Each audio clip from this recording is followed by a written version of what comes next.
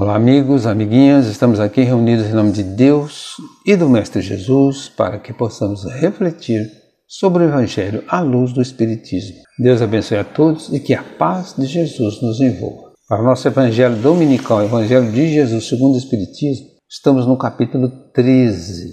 Capítulo 13, não saiba a vossa mão esquerda o que dê a vossa mão direita. E vamos lá nos itens 5 e 6. O óbolo da viúva. Estando Jesus sentado defronte ao gasofilácio, a observar de modo que o povo lançava ali o dinheiro, viu que muitas pessoas ricas o deitavam em abundância. Então, gasofilácio, o meu tem esse termo, é uma caixinha de doações, uma caixinha onde se coloca pequenas moedas. Nisso veio também uma pobre viúva que apenas deitou 2 pequenas moedas do valor de 10 centavos cada uma. Chamando então seus discípulos, disse-lhe: em verdade vos digo que esta pobre viúva deu muito mais do que todos os que antes puseram suas dádivas no gasofilácio, pois que todos os outros deram do que lhes abunda, ao passo que ela deu do que lhe falta,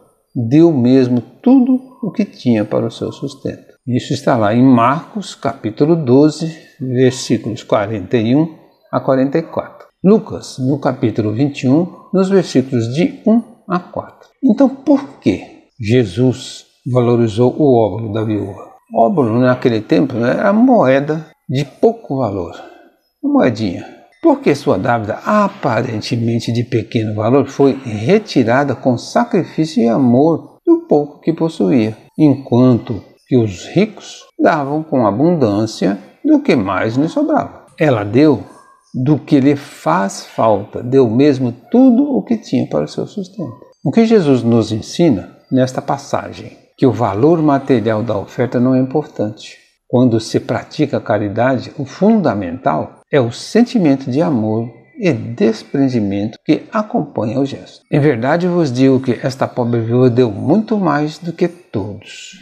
Sob uma oferta material insignificante, pode esconder-se um tesouro de sentimentos. No item 6, muita gente deplora não poder fazer todo o bem que desejara, por falta de recursos suficientes e, se desejam possuir riquezas e dizem para lhes dar boa aplicação. É, sem dúvida, louvável a intenção e pode até, em alguns, ser sincera. Dar-se-á, contudo, seja completamente desinteressado em todos? Talvez não, né? Não haverá quem, desejando fazer bem aos outros, muito estimaria poder começar por fazê-lo a si próprio, por proporcionar a si mesmo alguns gozos, mas por usufruir de um pouco do supérfluo que lhe falta, pronto a dar aos pobres o resto? Esta segunda intenção que esses tais porventura dissimulam aos seus próprios olhos, mas que se lhes depararia no fundo dos seus corações, se eles os precrutasse, anula o mérito do intento, visto que, com a verdadeira caridade, o homem pensa nos outros antes de pensar em si.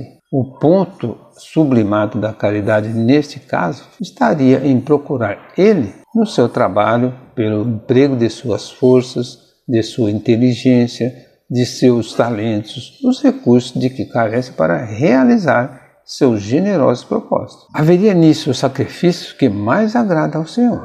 Infelizmente, a maioria vive a sonhar com os meios de mais facilmente se enriquecer de súbito e sem esforço, correndo atrás de quimeras, quais descobertas de tesouro, de uma favorável ensancha aleatória.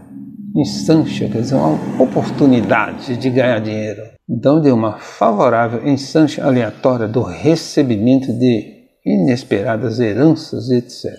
Ganhar na loteria. Que dizer dos que esperam encontrar nos espíritos auxiliares que os secundam na consecução de tais objetivos? Certamente não conhece nem compreende a sagrada finalidade do Espiritismo e, ainda menos, a missão dos espíritos a quem Deus permite se comunique com os homens. Daí vem os serem punidos pelas decepções. Isso está lá no Livro dos Médiuns, na segunda parte, nos itens 294 e 295. Então a gente não deve pedir aos espíritos que nos ajude a encontrar tesouros, ganhar fortunas aleatoriamente.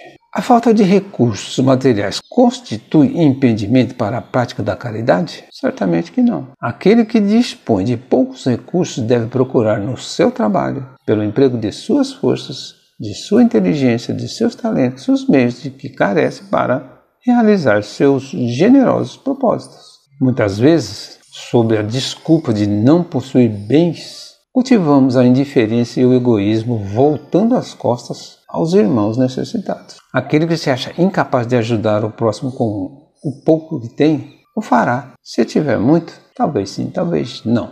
É quase certo que não. Se conservarmos nosso coração fechado quando estamos perto dos necessitados, fechá-lo-emos ainda mais quando nosso orgulho e vaidade forem estimulados pela ambição, cobiça e febre de ter sempre mais. Não haverá quem, desejando fazer o bem aos outros, muito estimaria poder começar por fazê-lo a si próprio? Por que não devemos pedir bens materiais a Deus ou aos Espíritos, né? Porque pedimos sempre o supérfluo e Deus nos dá o necessário. O que devemos pedir são os recursos para o trabalho honesto, pois o resto nos virá por acréscimo. O óbolo do pobre, do que dá privando-se do necessário, pesa mais na balança de Deus do que o ouro do rico que dá sem se privar de coisa alguma. Dar do que nos sobra é dever. Caridade é repartir ou desprover-se alguém do que tem para socorrer o semelhante.